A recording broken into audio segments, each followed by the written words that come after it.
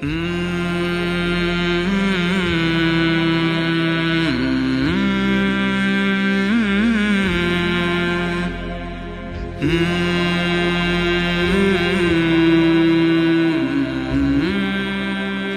علیکم ورحمۃ اللہ وبرکاتہ۔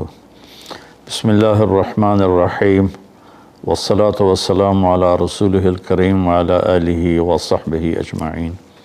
میری طرف سے تمام اہل ایمان، اہل اسلام کو رمضان کی پہلی رات مبارک ہو، پہلا عشرہ مبارک ہو۔ پہلا عشرہ یہ رحمت کا ہوتا ہے، مرسی کا ہوتا ہے، اور دوسرا مغفرت کا ہوتا ہے۔ 10 دن رحمت کے، 10 دن بخشش کے، 10 دن جہنم سے آزادی کے۔ تو جمعہ رمضان کی شام ہوتی ہے تو فوراً آسمان کے دروازے بند ہو جاتے ہیں، آسمانی دروازے کھلے رہتے ہیں، شیاطین اوپر تک جاتے ہیں اور فرشتوں کی باتیں سن کر نیچے آ کے عاملوں کو بتاتے ہیں، ان کے کانوں میں، وہ آگے لوگوں کو بتاتے ہیں، ان کی روزی روٹی چلی ہوئی ہے، لوگ اپنے وہم کا شکار ہو کر اپنا پیسہ ضائع کر رہے ہیں۔ ضمن میں بات آ گئی، میری گزارش ہے عاملوں سے بچو۔ قرآن سب سے بڑا عملیات ہے، کوئی مسئلہ ہو قرآن سب سے بڑا عملیات ہے۔ قرآن کو وسیلہ بناؤ اور اللہ سے مانگو۔ تو پہلی رات کے ہوتے ہی جنت کے دروازے کھل جاتے ہیں، جہنم کے دروازے بند ہو جاتے ہیں، آسمانی دروازوں پر پہرا لگ جاتا ہے اور اس پر دروازے بھی بند ہو جاتے ہیں۔ شیاطین اوپر جائیں تو ان کو رجوم للشیاطین، ان کو پھر انگارے پڑتے ہیں زبردست، جس سے وہ جل کے راکھ ہو جاتے ہیں۔ لہذا رمضان میں وہ اوپر نہیں جاتے، اور بڑے جتنے شیطان ہیں وہ سب قید ہو جاتے ہیں۔ اور اس روایت کا ایک مطلب یہ بھی بیان کیا جاتا ہے کہ سارے شیطان، لیکن حدیث پاک میں آتا ہے تصفد فیہ مردۃ الشیاطین، اس مہینے میں جو سرکش قسم کے شیطان ہوتے ہیں ان کو قید کر دیا جاتا ہے۔ اور ایک ہوا چلتی ہے جس کو موسیرا کہتے ہیں، تو جنت ساری خوشبو سے مہک جاتی ہے۔ تو جنت کی حوریں وہ دروازوں پہ آ کر کہتی ہیں رضوان سے، جو جی ایم ہے، جنرل مینیجر ہے جنت کا، کہ رضوان یہ کیسی رات؟ تو وہ انہیں بتاتا ہے کہ یہ رمضان کی رات ہے، آج کی رات جنت کے دروازے کھول دیے گئے روزے داروں کے لیے، جہنم کے بند کر دیے گئے روزے داروں کے لیے، اور اللہ کی طرف سے اعلان ہوتا ہے کوئی ہے مانگنے والا؟ اللہ کا عرش سب سے بڑی جو دولت ہے، جنت بھی سب کچھ ہے اور بڑی نعمت ہے، لیکن اللہ کا عرش پہلے آسمان پر آ جاتا ہے۔ اللہ تعالیٰ آنے اور جانے سے پاک ہے، اللہ تعالیٰ لا مکان و لا زمان ہے، لیکن جیسے میرے نبی نے فرمایا ہم ویسے نقل کرتے ہیں، اور اس کی مراد کیا ہے وہ اللہ پہ چھوڑتے ہیں۔ تو اللہ کا عرش پہلے آسمان پہ آ جاتا ہے، اور اللہ کی طرف سے اعلان ہوتا ہے حل من سائل فاعطیہ، کوئی ہے مانگنے والا کہ میں اسے عطا کروں، حل من مستغفر فاغفر لہ، ہے کوئی بخشش کا چاہنے والا کہ میں اس کی بخشش کروں۔ اب ایک سوال کرتے ہیں، ہم نے تو بڑا مانگا، ہماری تو سنتا نہیں، تو وہ کہتا ہے اجیب دعوت الداع اذا دعان، میں ضرور سنتا ہوں، یہ ہو ہی نہیں سکتا کہ میں نہ سنوں، سنانے کے کچھ قانون ہیں، ان کو فالو کرو تو میں سنتا ہوں۔ مثلا کسی کی کمائی حرام ہے تو اس کی دعا رک جاتی ہے، سنتا اس کی بھی ہے، لیکن دعائیں قبول ہونے کے لیے ایک حدیث یاد آ گئی۔ ایک صحابہ نے عرض کی یا رسول اللہ ارید ان تستجاب دعوتی، میں چاہتا ہوں میری دعائیں قبول ہوں۔ آپ نے فرمایا اجتنب من اکل الحرام تستجب دعوتک، یہ بڑے زمانے بعد مجھے یہ جملہ یاد آیا۔ آپ نے فرمایا حرام کھانا چھوڑ دے تیری دعائیں قبول ہوں گی، رزق حرام چھوڑ دے تیری دعائیں قبول ہوں گی۔ اللہ نے اتنا وعدہ کیا ہے کہ میں دیتا ہوں، تمہاری تنخواہ تھوڑی ہے، شیطان کہتا ہے کیسے گزارا ہوگا، رشوت نہیں لوگے کیسے گزارا ہوگا، تمہارا کاروبار ہے، سارے بازار والے جھوٹ بول رہے ہیں، تم سچ بولو گے تو تمہارا سودا کون خریدے گا۔ تو اس سب کا اللہ نے کہا الحمدللہ رب العالمین، میرے بندوں گھبراؤ نہیں، پالنے والا تمہارا اللہ ہے، اور صرف تمہیں نہیں پالتا، کل کائنات کو پالتا ہے۔ ان اللہ الرزاق ذو القوۃ المتین۔ قرآن شروع کیا الحمدللہ رب العالمین، قرآن کو ختم کیا قل اعوذ برب الفلق، قل اعوذ برب الناس، رب پہ شروع کیا، رب پہ ختم کیا، کہ اس میں ہمیں بہت دھوکہ لگتا ہے کہ روٹی کہاں سے کھائیں گے، بچوں کی فیسیں کہاں سے دیں گے، تو رازق اللہ ہے۔ نماز پڑھو، نفل پڑھو، اور یہ نہ کہو میری سنتا نہیں، اللہ کی قسم قبول کرتا ہے اور ضرور قبول کرتا ہے۔ مصلی نہ چھوڑو، آزماتا ہے۔ ایک دعا میں 10 سال مانگتا رہا، دعا نہیں چھوڑی، اور ہمیشہ یہ کہتا میرے مانگنے میں کمی ہے، دینے والا بہت کریم ہے۔ 10 سال کے بعد جا کر میری اس دعا کی قبولیت کے آثار ظاہر ہوئے۔ ہم 2 منٹ کی مانگتے ہیں اور وہ بھی آنکھیں اوپر ہوتی ہیں اور آمین آمین، اور مولوی صاحب رٹی رٹائی دعا مانگتے ہیں، وہ تو دعا ہی نہیں۔ جو فرضوں کے بعد دعا کی جاتی ہے وہ تو رٹے رٹائے جملے ہیں، دعا کیفیت کو کہتے ہیں، نہ کہ چند الفاظ کو۔ تو رمضان کا استقبال کریں بھائی، کمائی حرام ہے، توبہ، حلال پہ لانے کی کوشش شروع کر دیں، ایک دم تو نہیں ہوتا، لانے کی کوشش شروع کر دیں۔ کسی سے لڑے ہوئے ہیں صلح کر لیں، ماں باپ کو دکھی کیا ہے ان کے پاؤں پڑ جائیں، بیوی سے بدتمیزی کی ہے اس سے معافی مانگ لیں، بیوی نے خاوند سے بدتمیزی کی ہے تو وہ خاوند سے معافی مانگ لیں۔ بچے بھائی بہن آپس میں لڑے ہوئے ہیں، جائیدادوں پر لڑتے ہیں مالدار لوگ، تو صلح کر لیں، مٹ جانے والی چیز۔ تمہارا باپ چھوڑ گیا تم بھی چھوڑ جاؤ گے، ہمارا باپ چھوڑ گیا ہم بھی چھوڑ جائیں گے۔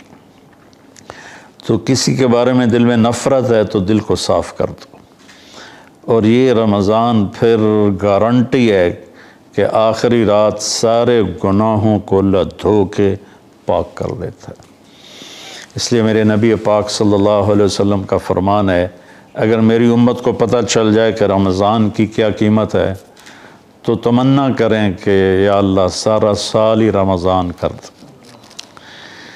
تو جنت کی حوریں دعائیں کرتی ہیں، یا اللہ رمضان میں ہمارے روزے داروں میں خامد مقرر فرما، ہمارے ان سے نکاح فرما۔ وہ جنت میں ان کے نکاح ہو رہے ہوتے ہیں، وہ یہاں موجود ہوتے ہیں، اور اللہ تبارک و تعالیٰ کی طرف سے ایک فرشتہ اعلان کرتا ہے، یا باغ الخیر ابشر و اقبل، اقبل و ابشر، اے نیکی کے کرنے والے آگے اور آگے بڑھ، تجھے خوشخبری ہو تیرے لیے بڑی نعمتیں ہیں۔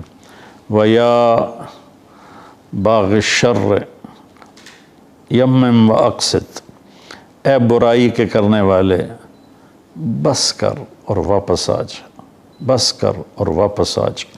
یہ ہر وقت اعلان ہو رہا ہوتا ہے، ہر وقت اعلان ہو رہا ہوتا ہے۔ آدھی زبان سے اللہ کی قسم کوئی کہہ دے یا اللہ میری توبہ، آئندہ نہیں کروں گا، 100 سال کے نہیں 1000 سال کے گناہ بھی ہوں گے تو یوں معاف ہو جائیں گے۔ ہم نے تو کلاسیفیکیشن کر دیا، ہم دیندار لوگ ہیں ہمارے لیے تو جنت ہے، یہ دنیا دار لوگ ہیں ان کے لیے تو جہنم ہے۔ ارے بھائی اللہ کی رحمت اتنی وسیع ہے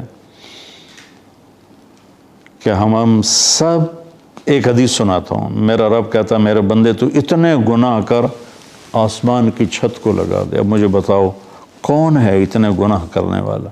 ہمارے گناہ تو جانتا ہی نہیں جانتے، جو صرف 2,40,000 کلومیٹر ہے، اور میرا رب کہتا ہے ایک بندہ ایک بندی اتنے کرے کہ آسمان کی چھت کو لگا دے، اور پھر صرف ایک دفعہ کہے یا اللہ اغفر لے، معاف کر دے، توبہ، تو اللہ تعالیٰ فرماتا غفرت لک ولا ابالی، میں کہتا ہوں جاؤ معاف کیا، تیرے رب کو کسی کی کوئی پرواہ نہیں۔ اس لیے بھائیو کسی کو حقیر نہ جانو، یہ طوائف ہے، یہ کنجر ہے، یہ ہماری شان کے خلاف ہے، ہمارے ساتھ بیٹھے ہیں۔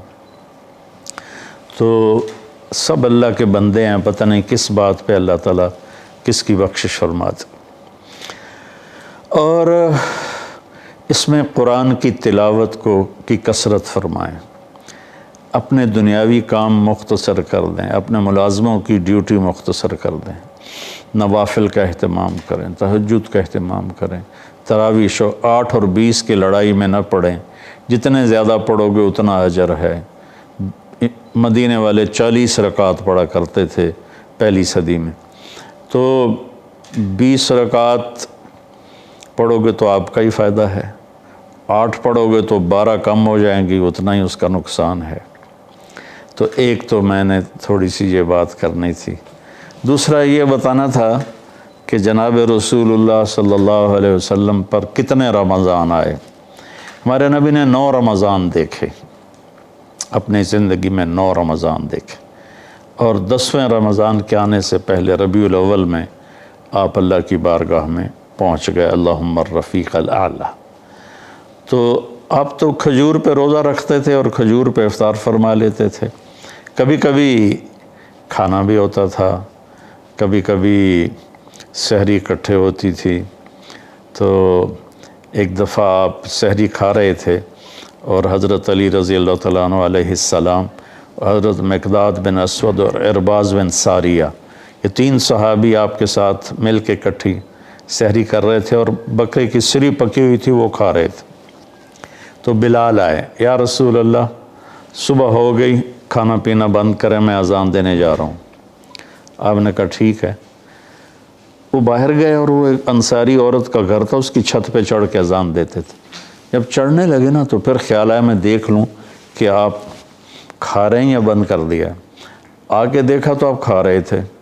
ان کا یا رسول اللہ واللہ لقد اصبحت، اللہ کی قسم صبح ہو گئی۔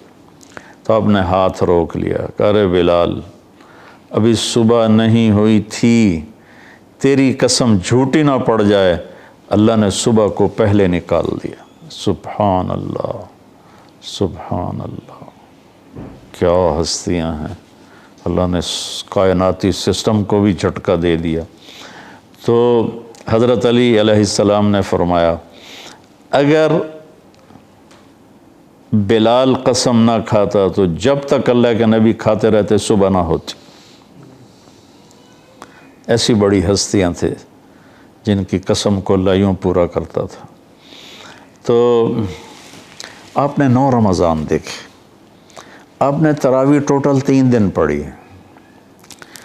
ایک ضعیف حدیث میں آتا ہے 20 رکعت پڑھی، لیکن صحیح روایات حضرت عائشہ رضی اللہ تعالیٰ عنہ کی کہ رمضان اور غیر رمضان میں 8 پڑھتے تھے، 8 سے زیادہ نہیں پڑھتے تھے۔ چوتھے دن آپ باہر نکلے ہی نہیں، اور صحابہ انتظار کرتے کرتے تھک گئے تو آپ باہر آئے اور آپ نے ارشاد فرمایا میں تمہارا شوق بھی دیکھ رہا تھا، انتظار بھی دیکھ رہا تھا، لیکن میں اس لیے نہیں آیا کہ کہیں تم پہ یہ نماز فرض نہ ہو جائے۔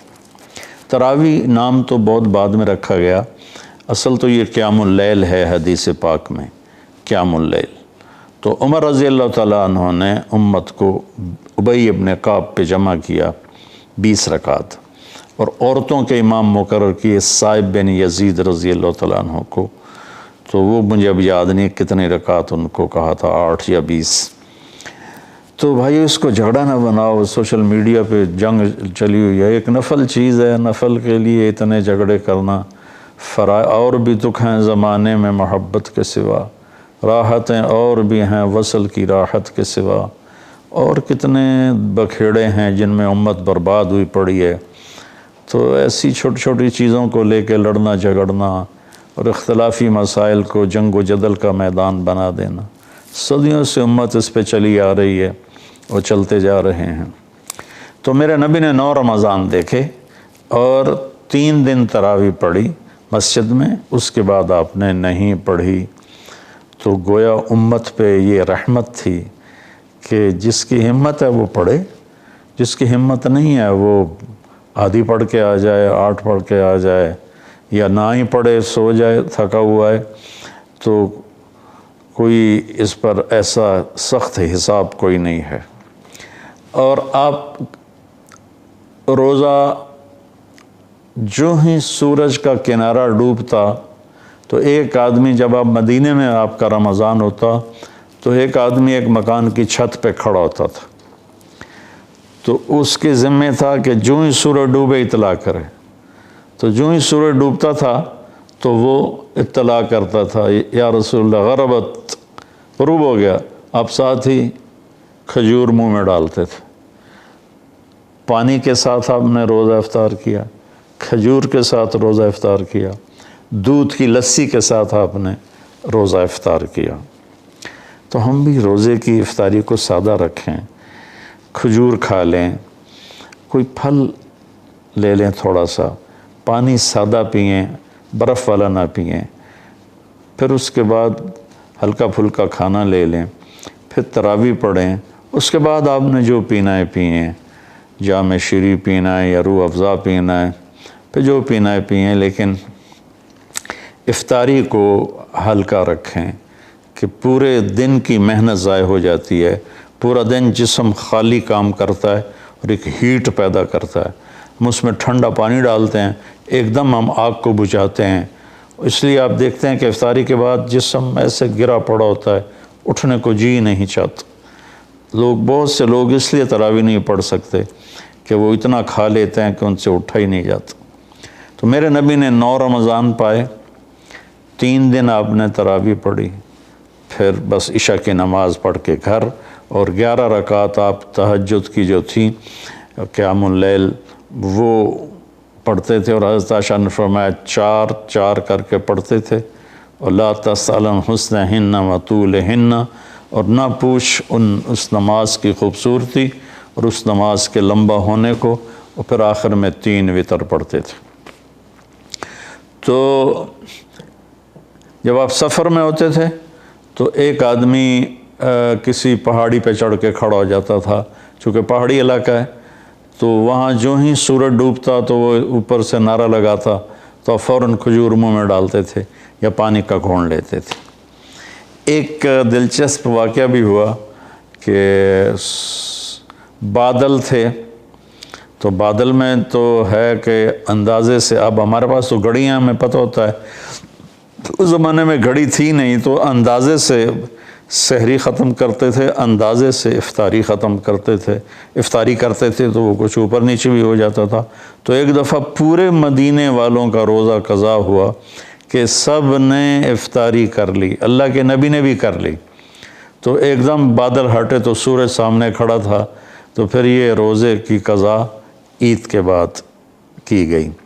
تو بھائیو، رمضان کو خوبصورت بنائیں، اچھے اخلاق کے ساتھ، میٹھے بول کے ساتھ، درگزر معافی کے ساتھ، الفت و محبت کے ساتھ، مار کٹائی، ظلم و ستم اور نبی کی محبت کا کوئی جوڑ نہیں ہے۔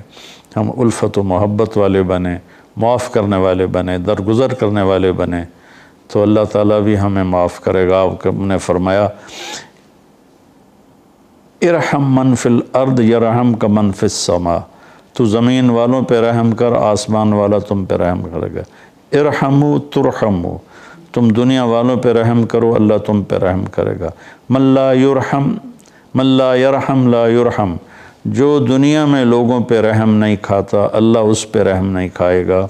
یہ میرے رب کا ایک قانون ہے جو میرے نبی نے بتایا۔ اللہ میں آپ کو عمل کی توفیق بخشے، انشاءاللہ ملاقات ہوتی رہے گی۔ السلام علیکم ورحمۃ اللہ۔